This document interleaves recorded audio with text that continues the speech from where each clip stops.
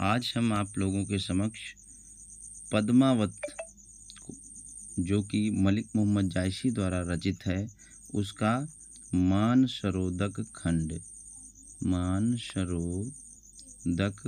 खंड लेकर उपस्थित हुए हैं। दोस्तों, पद्मावत को हिंदी साहित्य प्रेमी में ऐसा कौन हो सकता है जो उससे परिचित नहीं है। साथियों, आज मलिक मोहम्मद जायसी का ये पद्मावत का जो मानसरोदक खंड है उसका ये प्रथम भाग हम आपके सामने प्रस्तुत करने जा रहे हैं, जिसकी व्याख्या आप लोगों को बहुत ही सरस और मधुर लगेगी, ऐसा मेरा विश्वास है। दोस्तों, हम इसके पाठ करने से पहले हम मलिक मोहम्मद जायसी के बारे में कुछ छोटी सी जानकारी प्राप्त कर लेना उचित समझते हैं। जायसी और उनकी कविता का क्या आधार रहा है, उसकी क्या प्रस्तावना है।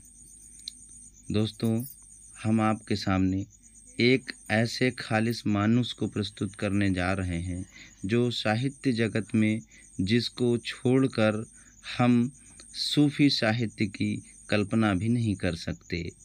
जायसी की ये बदकिस्मती थी कि उन्हें बहुत पहले जो स्थान मिलना चाहिए था वह उन्हें नहीं प्राप्त हो सका, किंतु काल के गाल में रहते हुए भी एक दिन ऐसा समय आया कि यह हिंदी साहित्य में जगमगाते हुए रत्न की भांति उभरे और इसका पूरा श्रेय आचार्य रामचंद्र शुक्ल को जाता है।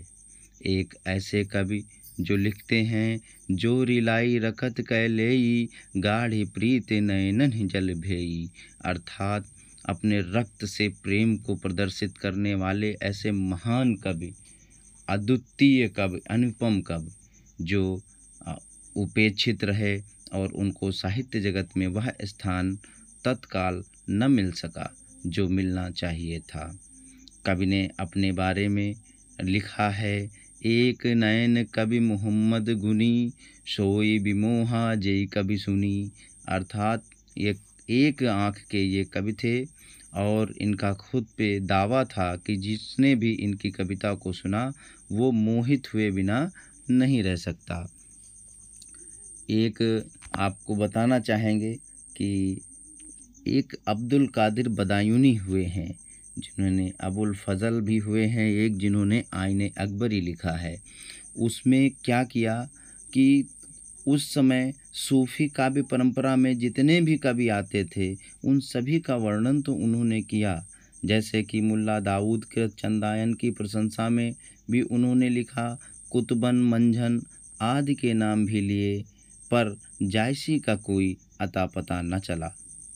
लेकिन भाग्य देखिए, ऐसा हुआ, समय ऐसा हुआ कि एक समय ऐसा आया कि जैसे उनके लिए एक नया शिखर उनको प्राप्त हुआ। फिर यहाँ तक कि कवियों में होड़ सी लग गई, लेखकों में होड़ सी लग गई उनको सिरमौर स्थापित करने के लिए कि वह तो कवियों में सिरमौर हैं। खैर, ये तो संक्षिप्त परिचय हो गया मलिक मोहम्मद जायसी का। उनके और बात कर लेते हैं पद्मावत के विषय में। पद्मावत मसनवी शैली में लिखा हुआ ये महाकाव्य है। इसमें 57 खंड हैं जो कि अध्ययन की दृष्टि से महान विद्वानों ने इसको कर लिया है, क्योंकि उसमें सर्गबद्ध या भाग में या खंड में बांटने की कोई परंपरा न थी, किंतु फिर भी इसे अध्ययन की सुविधा की दृष्टि से इसमें 57 भाग और एक उपसंहार को जोड़ लिया गया है। तो आज दोस्तों बात करते हैं मानसरोदक खंड का प्रथम। तो आइए पाठ करते हैं इसका, उसके उपरांत हम व्याख्या पर आएंगे। एक दिवस पुण्योतिथि आई, मानसरोदक चली नहाई, पद्मावती सब सखी बुलाई, जन फुलवार सबे चली आई।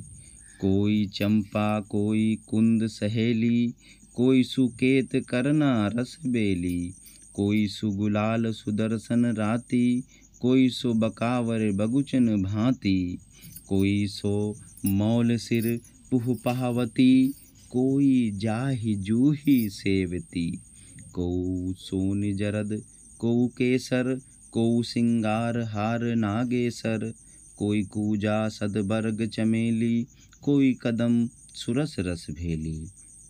यह पूरी चौपाई है। अब आइए इसके अर्थ को समझते हैं।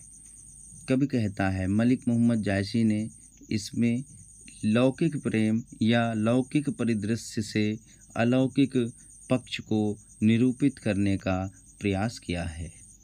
कवि कहता है कि एक दिन यह पुण्य तिथि आई, अर्थात पुण्यों का मतलब होता है पूर्णिमा की तिथि आई, और पद्मावती अपनी सभी सखियों को साथ लेकर मानसरोवर में स्नान करने के लिए सभी को साथ लेकर जाती है। तो उसमें कवि ने उसका वर्णन किया है। देखिए किस प्रकार से उसका मानवीकरण भी किया है कि पद्मावती ने सभी सखियों को बुलाया और जन फुलवार सबे चली आई, और उसके साथ सभी, ऐसा लग रहा है जब वो आ रही तो ऐसा लग रहा है कि सारी की सारी फुलवारी उसके साथ साथ चली आ रही है, जैसे पूरा का पूरा बगीचा पद्मावती के साथ साथ संचरण कर रहा है। उसमें से कोई चंपा है तो कोई कुंद है, कोई सहेली उसकी केत है, कोई करना है, और कोई रसभेली की भांति है, कोई गुलाल के फूल से, कोई सुदर्शन के जैसे दिख रही है, तो कोई बकावर बगुचिन भांति। बकावर एक प्रकार का पुष्प होता है और बगुचिन का मतलब होता है गुच्छा। ऐसा लग रहा कि बकावर की पूरे के पूरे गुच्छे पद्मावती के साथ चलते हुए प्रतीत हो रहे हैं। चांदनी रात है, ज्योत्सना अपने शिखर पर है और वह चल रही है, सखियां भी उसके साथ साथ चल रही हैं।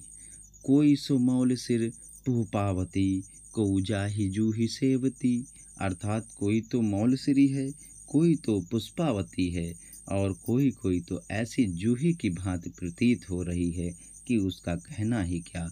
कोई सोन जरद कोई केसर, अर्थात कोई सोन जरद अर्थात कोई सुनहरे पुष्प की भांति, कोई केसर की भांति, और यहाँ तक को कोई सखियाँ तो हरसिंगार की भांति ही प्रतीत हो रही है। हरसिंगार का एक पुष्प होता है जो बहुत ही खूबसूरत होता है। तो कोई कूजा सदबर्ग चमेली, कोई कदम सुरस रस बेली, अर्थात कोई कदम के फूल की भांति सुरस और रसबेल की भांति प्रतीत हो रही है। तो ऐसा लग रहा है कि पद्मावती नहीं चल रही है, पद्मावती के साथ सारा का सारा फुलवारी, सारा का सारा बगीचा चल रहा है, जिसमें जूही, चंपा, चमेली, बकावर, हरसिंगार, सदबर्ग इत्यादि अनेक विभिन्न प्रकार के पुष्प उसके साथ चलते हुए प्रतीत हो रहे हैं। आगे देखिए दोस्तों, दोहा है, चली सबे मालित संग फूली कमल कुमोद, पेद रहे गण गंधर्व बास परम दमोद। अर्थात अब जो उसका मानवीकरण किया गया है कि जब पद्मावत चलती है तो मालती की भांति प्रतीत हो रही है। ऐसा लग रहा है कि सारे पुष्पों में मध्य में कौन चल रहा है, मालती की भांति पद्मावत चल रही है और कमल कुमोद की भांति वह प्रतीत हो रही है, और अपनी आभा से, अपने गंध से चारों ओर परम आनंद, परम प्रमोद, अर्थात बहुत ही आनंददायक वातावरण को वह उत्पन्न करती हुई, विकीर्ण करती हुई प्रतीत हो रही है। दोस्तों, उम्मीद करते हैं आप सभी को यह वीडियो काफ़ी पसंद आया होगा। अगर अच्छा लगे तो please like and share and subscribe. बाकी जो भी हो अपनी प्रतिक्रिया कमेंट बॉक्स में अवश्य दें। ठीक है दोस्तों, धन्यवाद।